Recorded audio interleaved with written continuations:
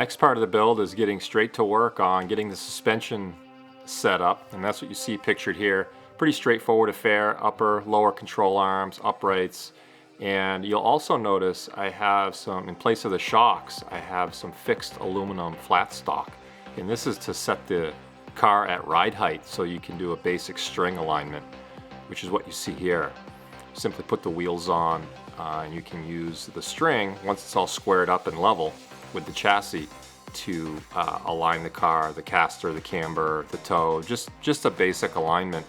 So when the car is on the ground, you can push it around and in fact drive it to the alignment shop once it's ready to go. But a long ways to go before we get there. Next up was to finish up the shocks, and on this great day, the UPS driver dropped this box off with my iLift ride height suspension, so I can do adjustable ride height. Here you can see the air cups bolted to the shocks. Pretty compact unit and fit in the chassis absolutely perfectly, and you'll see some pictures here in a moment.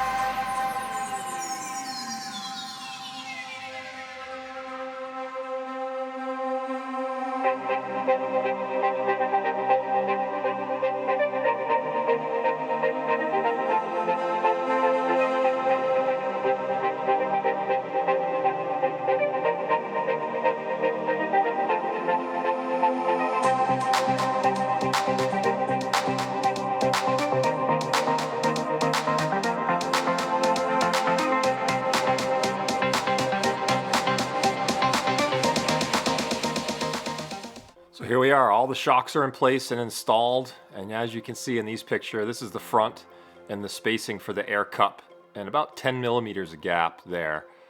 Tight for sure, but it works really well and fits without any customization. Here's the rear shot. You can see here, pretty tight tolerance there, but plenty of clearance for the shock to go up and down in normal travel.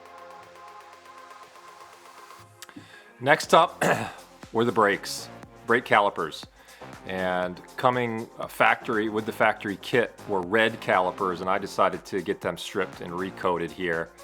And you can see the awesome powder coat job that my local company Spec Powder Coating did for me on these. It's a Porsche silver caliper, and in the sunshine they just pop. So it's gonna look really good with the color scheme and the livery color scheme that I'm gonna put in place. And here's the rebuild process.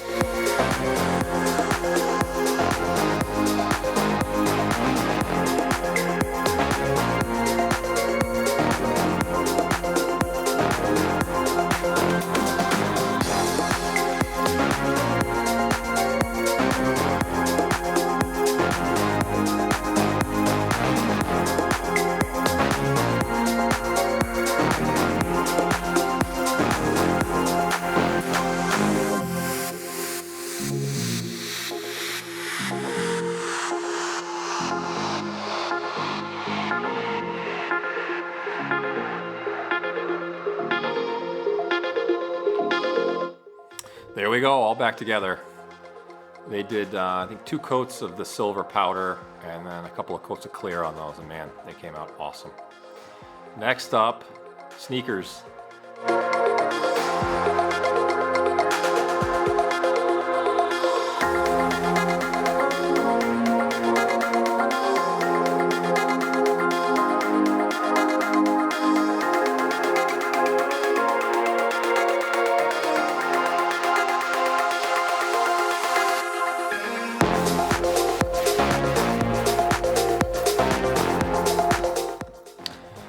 first time ever the car will sit on its own weight that you see here. Putting the car down on the ground for the first time. Now that the suspension, new tires are installed, time to see if this thing will roll. My wife came in and I said, well, hey, let's sit in these seats. And the seats are not bolted in. And I got a kick out of watching her get in and out of the car without being able to touch the seat. But she did it. Good job, Kara. She's about 5'11", so she's got plenty of leg room. I'll have leg room with my new highly adjustable seat that I'll show you as well. Speaking of, here we go installing the seat tracks on the seats, and ultimately I decided to modify the handle that you'll see here momentarily to give me some extra seat adjustability. And now it's my turn. Here I am getting in the seat. Again, it's just sitting on blocks, so I have to be real careful here getting in and out. But first time my butt is sitting in the car as well, so I think the look on my face says it all.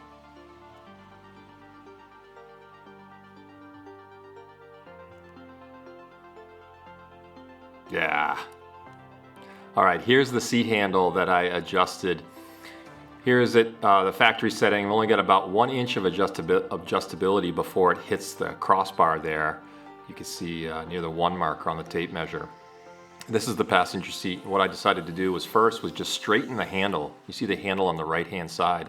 I straightened that to give me a little bit extra, put some extra bend as well. And here you can see the modified handle versus the original on the right. And that gives me about another extra inch of forward adjustability. And for the passenger seat, it's fine. It's not that big a deal. That's all that's really needed. Here you can see the finished bent handle on the passenger seat. The driver's seat was a different situation. I actually wanted more adjustability, upwards of 3 inches of adjustability. So I did extra modifications on the handle that you can see here. Actually moved the handle more inward in between the seat rails that you can see. Cut, rebent, welded, just to move the handle inward to the seat so I could get some more space to move the seat aft and forward.